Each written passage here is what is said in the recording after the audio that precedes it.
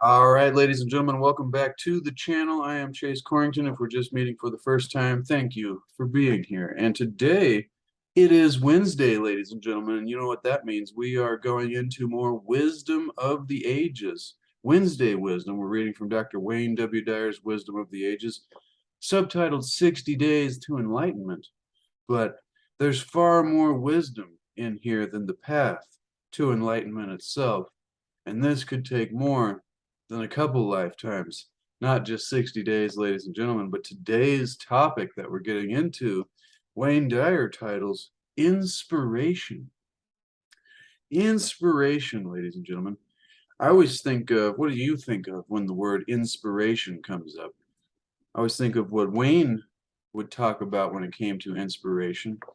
And he would always bring up the idea of being in spirit as the meaning of inspiration, being in spirit.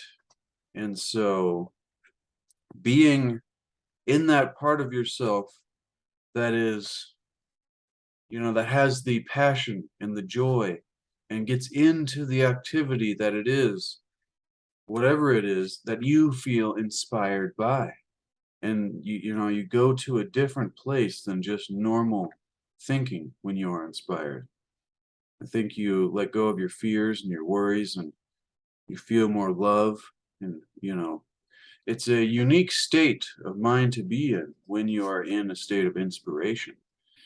And so the reading today is titled If, If. And it comes to us from Rudyard Kipling, as well as the rest of it is an extrapolation on If by Wayne Dyer and myself as I expand upon everything that we read here with my own thoughts. And hopefully it's of valid or valuable input. Now, so Rudyard Kipling lived 1865 to 1936. Once again, in that wonderful time period of history where many things are difficult to explain. But Rudyard Kipling was born in India of English parents. Rudyard Kipling was a successful novelist, poet, and short story writer. During the 5 years he lived in Vermont while publishing The Jungle Book, that's a very famous one there, and Captains Courageous. His popularity in America was second only to that of Mark Twain, ladies and gentlemen. Have you ever heard the name Rudyard Kipling? Because I'm sure we've all heard of Mark Twain and we've all heard of the Jungle Book, but did we remember Rudyard Kipling? Well, hopefully we will after today, ladies and gentlemen, as we go into this reading about the idea of inspiration titled If by Rudyard Kipling. And so it begins by saying, if you can keep your head when all about you are losing theirs and blaming it on you, if you can trust yourself when all men doubt you, but make allowance for their doubting too, if you can wait and not be tired by waiting or being lied about, don't deal in lies, or being hated, don't give way to hating, and yet don't look too good nor talk too wise. If you can dream and not make dreams your master, if you can think and not make thoughts your aim, if you can meet triumph and disaster and treat those two impostors just the same, if you can bear to hear the truth you've spoken, twisted by knaves to make a trap for fools, or watch the things you gave your life to broken, and stoop to build 'em up with worn-out tools. If you can make one heap of all your winnings and risk it in one turn of pitch and toss, and lose and start again at your beginnings and never breathe a word about your loss. If you can force your heart and nerve and sinew to serve your turn long after they're gone, And so hold on where there is nothing in you except the will which says to them, hold on. If you can talk with crowds and keep your virtue, or walk with kings, nor lose the common touch, if neither foes nor loving friends can hurt you, if all men count with you, but none too much, if you can fill the unforgiving minute with 60 seconds worth of distance run, yours is the earth and everything that's in it, and which is more, you'll be a man, my son. Woo! A round of applause, ladies and gentlemen. Holy cow. That's got to be one of the best, most powerful poems that I've heard lines from that one referenced in many different places throughout the past few years of my life as I've researched self-help and personal development and philosophies about success in life and ideas about, you know, everything that was spoken about there in that beautiful poem. This oft-quoted poem, Wayne Dyer Begins, by Rudyard Kipling, has long been a great favorite of mine. And so I must have also heard Wayne Dyer quoting it throughout my few years of research. I've been at this kind of research for almost the better part of a decade now. It really began for me back in 2011, 2012, but it switched throughout many different subjects. You know, it's gone from conspiracy into the world ideas to, spiritual, mystical ideas and, alternative ideas about science and space and history and everything, then into the spirituality aspect and different ideas about religions and what God is. And now all the way into the wisdom of the ages and the wisdom of the Tao, which we've been doing every Tuesday and Wednesday here, and all the, research that I don't put on these videos, that I do in my own time every day. It's like this kind of stuff is some of the most powerful stuff. When it says, if you can keep your head about you, when all others are losing theirs, and if you can trust yourself when all men doubt you, but make allowance for their doubting too. That is great, great wisdom there. It's like, don't deal in lies. Don't give way to hating. It's like, man, so good. If you can dream and not make dreams your master. If you can meet triumph and disaster. Another line there that's so powerful that always is a standalone quote. It's like, if you can think, but not make thoughts your aim. That one's a really deep one. Whew. If you can bear to hear the truth you've spoken, twisted by knaves to make a trap for fools, or watch the thing you gave your life to broken, and then stoop down and build it up again with worn out tools.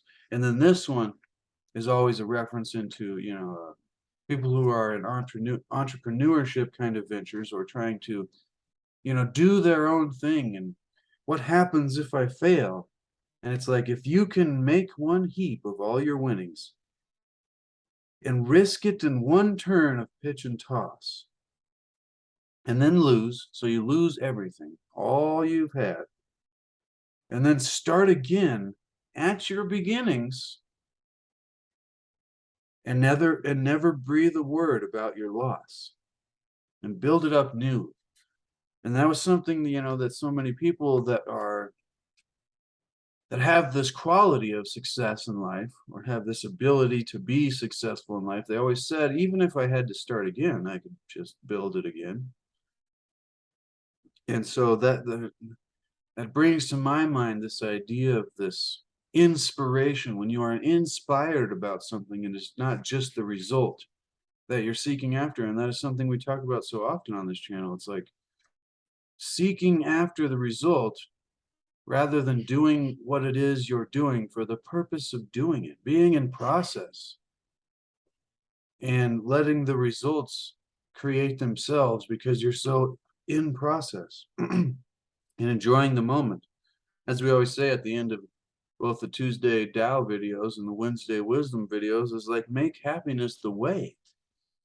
And then the goal becomes irrelevant because you're already there and you're just enjoying the entire journey. And so, you know, and that, like, if you've ever seen a Super Bowl here in America, or well, from anywhere really, but it's like a championship victory is only lasts for a moment, and many players play their entire careers to try to get to that peak. And so, you know, the interesting philosophy to think about is what next? Once you get there, you know, it's only a few moments, and then you have to go on to the next season where you retire and you go to the next season of your life. But it's like, it's important to enjoy the entire process and have this quality here that's spoken about in the last little stanza of this poem. If you can fill the unforgiving minute with 60 seconds worth of distance run, and I think that distance run is metaphorical for, like, with the full, you know, worth of what it is you have to give at any venture that you're going after. Yours is the earth and everything that's in it. And which is more, you'll be a man, my son. Powerful, me being a young man, having a father, and, you know, this could go for young women and mothers too. You'll be a woman, my daughter.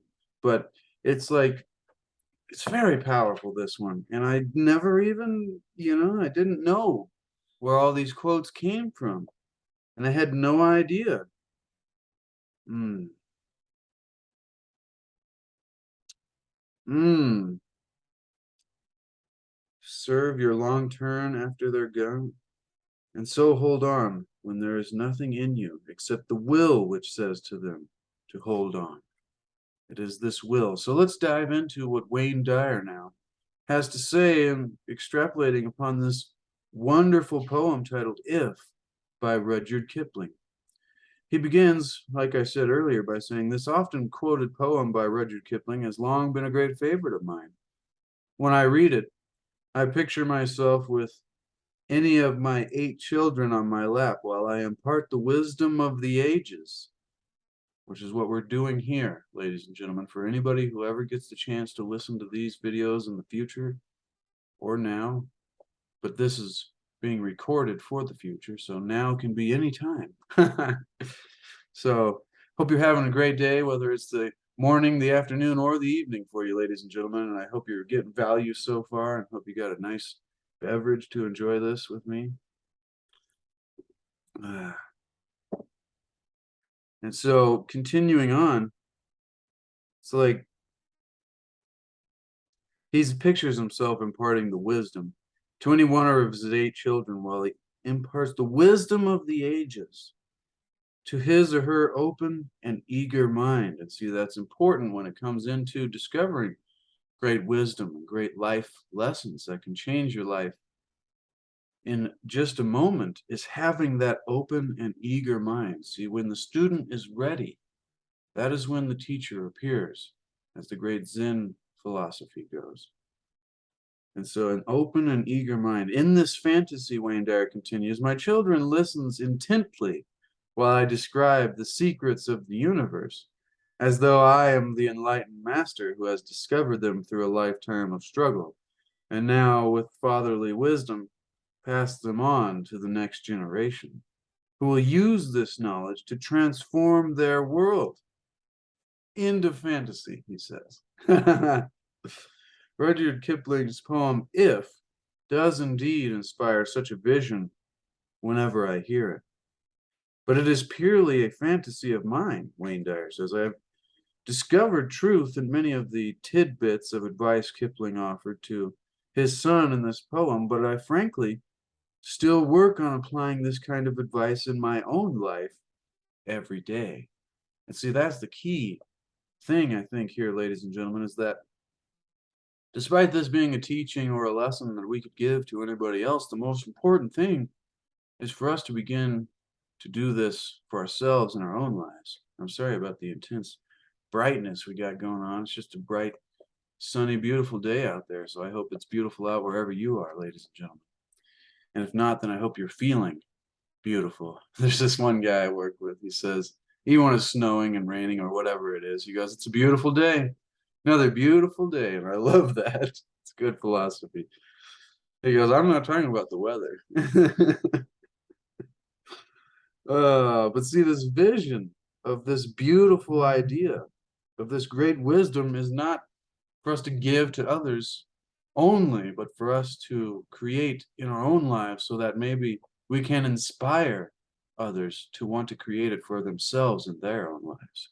We can be the mirror, ladies and gentlemen, that they look into and see not their reflection, but what it is that they would like to see as their reflection. And that is being the example. Now, continuing on, inspire this vision. It's purely a fantasy. I have discovered the truth in many tidbits of the advice that Kipling offered his son, but frankly, he's still working to apply it in his own life every day. This famous poem by Rudyard Kipling, who won the Nobel Prize for Literature in 1907. Well, reset much. Has so much to offer to every one of us. The lofty ideas in his four-stanza poem inspire me to be a better man each time I read it and share it with my children, students, and audiences. I have included "If" in this collection of Wisdom of the Ages, which is a great book that you should get for yourself and put it on your shelf. I have it linked in the description. If you expand the description below the video, you'll find it there. So, it's one that he likes to include often because this wonderful wisdom that comes out of this great poem by Rudyard Kipling when he's teaching to his students and audiences and even his children. He's included it in this book here because of his own desire, Wayne's desire, to share it with us also.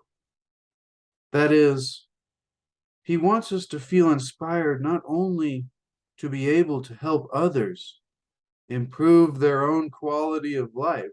How often have I said on this channel that we're all about increasing the quality of our own life and in turn increasing the quality of the lives of those around us.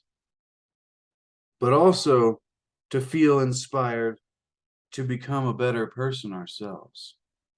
And so there are so many messages, he continues by saying, in these 32 lines of poetry.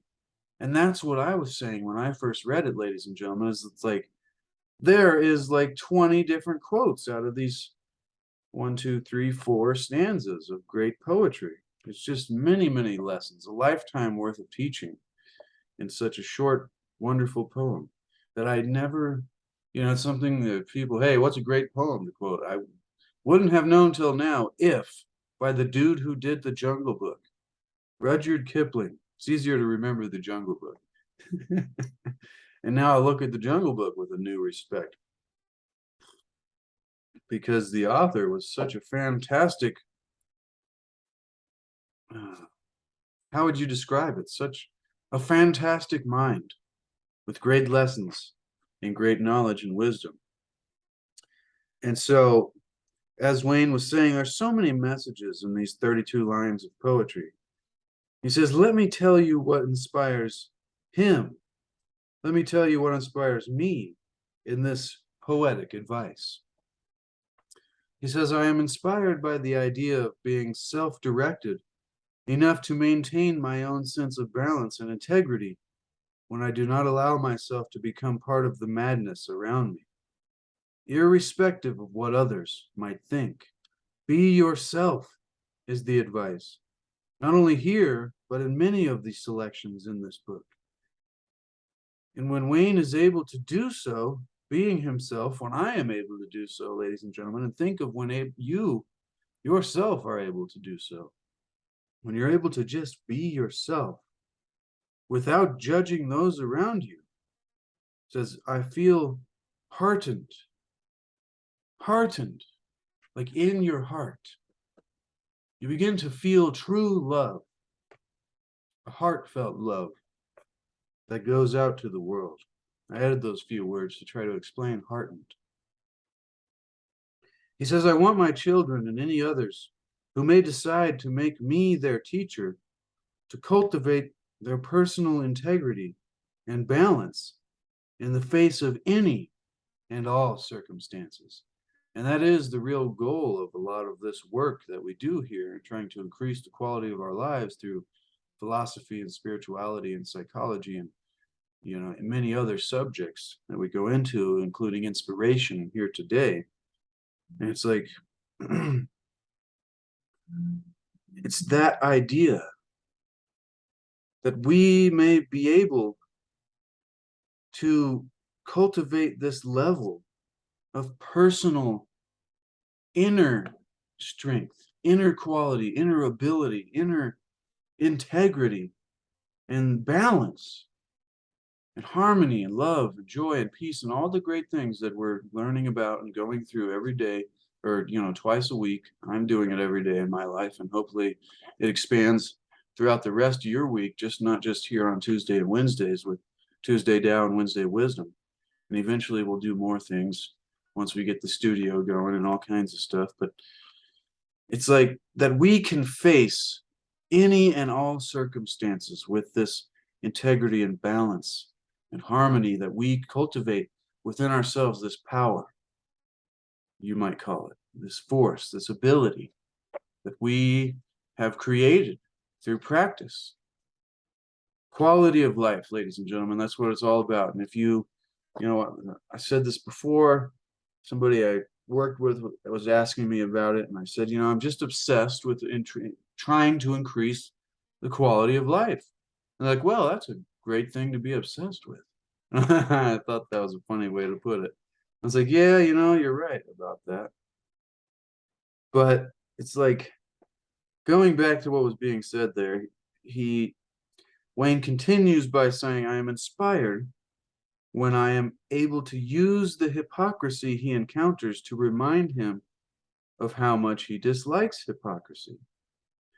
At earlier times in my life, Wayne says, I frequently used others' hypocrisy as a starting point for mine. That's a deep sentiment in its own right there, ladies and gentlemen. How often have we allowed the hypocrisy of others to be a starting point for our own? If people lied, Wayne said to me, let me rephrase that. Wayne Dyer continues by saying, if people lied to me, I could, at one time, choose to give them the same treatment, even though I disliked it myself. It feels much pleasanter to dislike being lied to, so much that I work at not being that way myself. I am inspired, Wayne continues, when I am a good loser in life. Didn't see that one coming. I have not always been this way, he says, and I am not always that way now, but I am much better at it today. And see, that's the real key. None of us get perfect, ladies and gentlemen. You learn this great wisdom, this life-changing wisdom, and you just get better at it each day. It's not like you're ever perfect. Nobody expects that unless you're like the enlightened master, but even they have a few vices every now and then. I remember somebody telling a story of them going to India to meet the great guru of whatever spiritual tradition it was they were most, fascinated with. And he finally meets this guru, and they're all sitting there smoking cigarettes and hookah pipes. And he's like, I thought you guys were like the ultimate masters, like beyond the physical realm. And oh, that was a funny story. I thought that was hilarious. I'm like, yep. And the guru said, well, here in this earthly physical realm, we all have our own vices and things. And so don't give yourself too much of a hard time, ladies and gentlemen, if there are earthly things that you find yourself struggling with, because that's part of the journey. It's part of the lesson. And if you're enlightened, then you know that it's part of the journey, it's part of the lesson, and you enjoy the heck out of it and try to get better at it every day. And so if I can find my spot here again, get better at it today. He says, yes, I'm not always that way now, but I am better at it each day. He goes, I love the action and competition as much as ever, and I can now retreat in peace. Remember, he's talking about being a good loser in life. I can now retreat in peace when the contest is over, and know in my heart that the real me is unattached to outcomes. Remember, the self-actualizing individual is detached from the outcome, has no investment in power over people, and is independent of the good opinion of others, which was also spoken of earlier, the be yourself advice. Remember, I mean, all three of those lessons about becoming a self-actualizing individual, which is what Abraham Maslow was all about. We'll have to get into him one day. He was one of Wayne Dyer's great mentors. They're all included in this poem by Rudyard Kipling titled If. And so as we continue here, it's interesting to note how much wisdom was imparted in this simple poem. I had a feeling this was going to be good before I started, ladies and gentlemen. I didn't know it was going to be so wonderful, but they always are. They always are. So if you're getting value, please subscribe and share this with somebody you think is like-minded. That might help the algorithms push this video up a little bit so more than 20 people experience it in their lives. Because I think this could be good for more than just 20 people. And I don't even know if I get 20 views, but that's all right. Share it out there, ladies and gentlemen. Sorry, I keep sidetracking. I just enjoy it. I just enjoy it. Now, continuing the act of participating. See, once we're unattached from the outcome, Wayne Dyer continues by saying, the act of participating means that you will win some and lose some. And the results are imposters, posing as the real you. Ah, but you are the participant, regardless of the results. I added that sentence. It continues by saying, I would like my children to know that they are not their victories, nor are they their defeats. They are separate from the results that they create. They are divine. You are divine. Whoever is listening, you are not your results that you create in your life. So much of us hate ourselves and hate our lives because of the results that we've created, not knowing that we are the ones that are wanting better results. And so therefore we are not those results. And you should give yourself great love, great courage, great hope, all the wonderful lessons that come from this poem.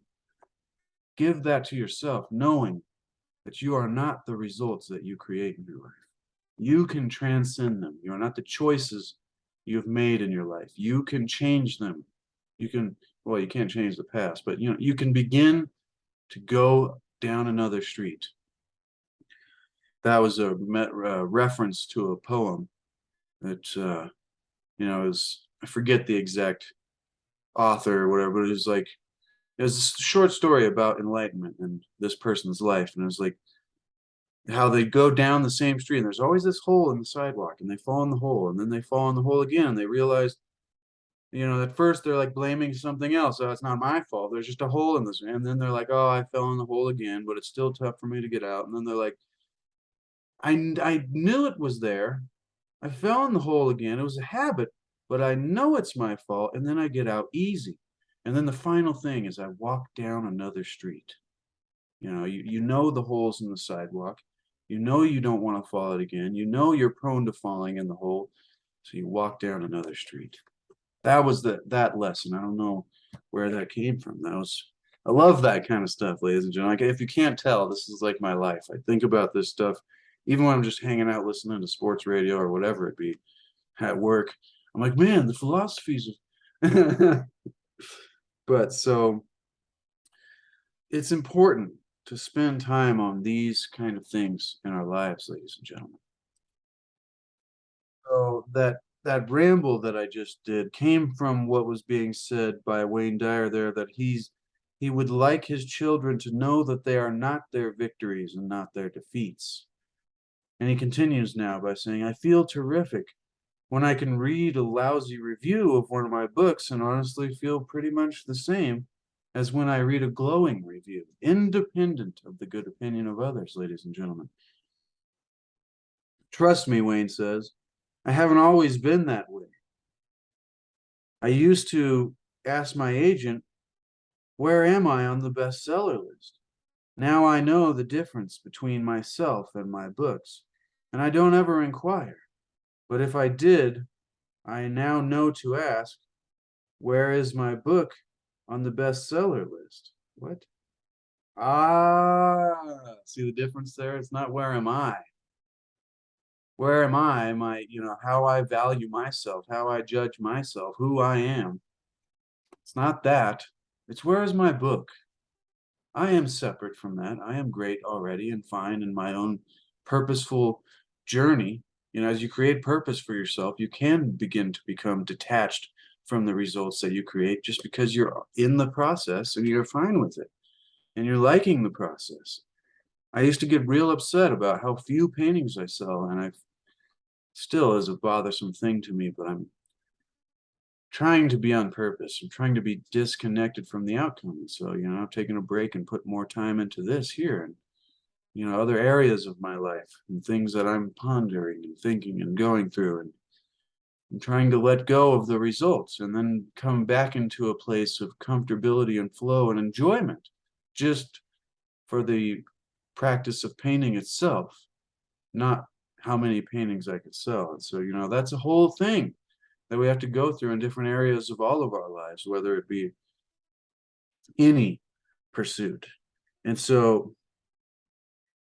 he, trust me, it hasn't always been that way. He says, I used to ask my agent, where am I on the bestseller list? Now he asks, where are my books? And I don't ever inquire, but if I did, wait, no, he says, now I know the difference between myself and my books, and I don't ever inquire, but if I did, I know to ask, where is my book instead of where am I? Knowing the difference indeed makes all the difference. That's another great quote there, ladies and gentlemen. Knowing the difference indeed makes all the difference. That's a good one-liner. Oh my goodness. Knowing the difference indeed makes all the difference. I know that I am not what I do. I am now identified with that eternal, invisible soul, that force that we are all connected to. We talk about this a lot on the Tuesday Tao's, the God force, the Tao, this divine universal intelligence, this organizing great force. It's like, he goes, I know that I am now identified with that eternal invisible soul that watches the doings and that knows that the wins and losses are mere shadows of the real me. I would love for my children and students, Wayne says, to know this freedom. I would love for all of us to know this freedom, even myself. And that's why we're working on this. That's why we're doing this work. Remember, we talked about work the other day. I think it was last week, maybe. Was that the last one? Yes, Khalil Gibran. That was really good, too. All right. All right. So it's like knowing this kind of freedom, having the integrity and the harmony within yourself to get to these places that are being described. This is powerful. He continues by saying, I am inspired when I can make my decisions in life based on how I feel rather than how things will turn out. So a lot of this is about detaching from the outcome. Those are the times when I can turn down a lucrative offer to host a television show in favor of speaking at a benefit and not only not worry about it, but not feel the need to mention it to anyone. And the times when I can be generous anonymously. I am inspired when I am able to suspend judgments based on the appearances, achievements, and acquisitions, and truly only see the unfolding of God in people. The temptation to compartmentalize, put into little tiny groups with labels, if you don't know what that means. The temptation to compartmentalize people by these extremes is at times overwhelming. And we all experience that in our lives, the automatic response of judgment to other people. It's almost like it's a programmed survival instinct, which could be because, we used to live in dangerous times and they like to make you think that's where we live now. But I'm telling you, these are the safest times. If you look at any other time in history, I mean, unless other versions of history are reality, but that's a different story. And so, we have to begin to work on that as well. Suspending judgments, even though the temptation to do it is so overwhelming. It's like, he goes, and I talk to my children about never losing their common touch. My family has been richly blessed, Wayne says, with the ability to purchase. I am so proud when I see them share those blessings and resist the temptation to see themselves as more valuable than others based on this purchasing power. I am inspired when I see myself living from my heart and needing less and less to prove myself worthy. I am inspired when I can read poetry all day and then write about that rather than rather than taking on a more financially rewarding activity. That was powerful. I'm inspired when I can read poetry all day and then write about that rather than taking on a more financially rewarding activity. That is fascinating. That's the opposite of about everybody. I'm inspired when I notice that I no longer am compulsively attached to convincing others that I am right, even if I know the truth of what I am saying to be exactly right for me. I want my children and my students to know the joy and fulfillment of following their own destinies and pursuing their own heroic missions, even if those around them, including me, would prefer another course. Remember, advance confidently in the direction of your own dreams and endeavors and desires, and you will be met with a success that is unexpected in common hours. It's one of my favorite quotes. I don't ever get it word for word, but it's helped me through so much of the last, 7 to 10 years of my life. Advance confidently in the direction of your own dreams and endeavors. And so, as what Wayne was saying there, he hopes his students and his children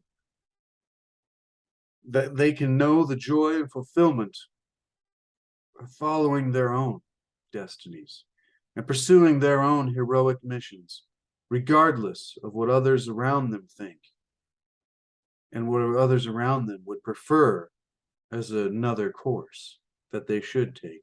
All these qualities that Kipling so brilliantly portrays in this poem, If, signify to me, Wayne says, what he truly means in his conclusion. If you can do all of these, you too will feel inspired. Yours is the earth and everything that's in it, and which is more, you'll be a man, my son, was the quote. This was his way of saying to his son that maturity is being your own person without judgment of others. When you are grown up in these ways, you will have everything you could ever want. To put the words of this classic poem to work in your life today, Wayne Dyer gives a simple suggestion for us. This is another reason you should get this book for yourself, to put it on your shelf. Because at the end of each of these chapters, one as wonderful as this one is, you not only reference the poem, but you reference these little suggestions and the ways that we can apply this in our lives practically that Wayne gives to us at the end of each of these wonderful little chapters. And so he begins by saying, copy this poem and read it to yourself and those you would like to help acquire emotional and spiritual maturity. All the lessons are built right into the poem. That is, keep your head, trust yourself, be honest, be a dreamer, be detached, be a risk taker, be independent, be humble, be compassionate, Be forgiving. It is all right there in this classic poem, ladies and gentlemen. The question you might have now begins with the one-word title, if. If we can only do this in our own lives and begin to get better at it every day. Boom, ladies and gentlemen. Knocks it out of the park. Another round of applause. Boom to knowledge and boom to wisdom, wisdom of the ages. That was a fantastic one. I hope you got as much enjoyment out of that as I did. That's one that I will reference often in the coming years, in the coming months and decades of my life. It's like, if, and the multiplicity of life lessons that come out of this short 4-stanza poem, and just the wonderful extrapolation that Wayne had to give here. And I hope you enjoyed my thoughts and additions to this reading as well, because these kind of subjects mean a lot to me, as you can probably obviously tell. And so, wow, ladies and gentlemen, that was fantastic. Keep your head, trust yourself, be honest, be a dreamer, be detached, be a risk taker, be independent of opinions, be non-judgmental, be humble, be compassionate, and be forgiving, and be loving, and be joyous, and be, you could just go on forever. I have no idea what I'm going to title this video. And it's funny, I always think like, I always think about that and how it will play out for the person watching the video, because they read the title before they start the video, and I don't have any idea what the title is until after I finish the video. And so I hope there's a good connection there. But I would title this one like, all the great life lessons that you need to know, summed up into one poem titled If. All the great life lessons that you need to know, summed up in one poem. Oh, that's fantastic. I love it. Hope you get a kick out of this, ladies and gentlemen. I really love and appreciate everyone, especially those of you who take time out of your lives to spend here with me and with Dr. Wayne Dyer and with all the wonderful authors and poets of the wisdom of the ages and the wisdom of the Tao, Lao Tzu, as well, and everything else that we'll continue to get into as my journey here on this channel, or, you know, as long as YouTube exists. But my journey here with you and, you know, in this realm that we find ourselves in, and so that we may continue to increase the quality of our lives, ladies and gentlemen, so that we can live a better life, more, you know, more fulfilled, more fulfilling, more content, more loving, more adventurous, more courageous, all of the great things that we just learned and have been learning throughout this entire journey of not only this series, but the Tuesday Tao series, and, you know, everything else that I have talked about on this channel from the very beginning. It's kind of been about the same idea the whole time I've been doing this, regardless of my ability to do it or my ability to share it and articulate it. It's always been the same idea that there are these life lessons that are out there, and they're life-changing if you're open and willing and ready to receive them. And I'm like, I don't want them to be hidden from everybody. I want everybody to be exposed to all the life-changing lessons that I've been exposed to, regardless of the amount that they've changed my own life, because I know that they have the power. They have the power. They have the power to make a big impact on many people's lives, not just my own. And so continue, ladies and gentlemen, to seek to achieve and maintain happiness through enlightenment. Continue to seek to discover the hidden wisdom of the ages, and continue to try to make happiness the way. Because when we can begin to make happiness the way, the activity that we bring to life, rather than the result that we're seeking from the activities that we do in life, then the journey becomes the destination, because we're always trying to get to happiness. It's like, I'll be happy when I get there.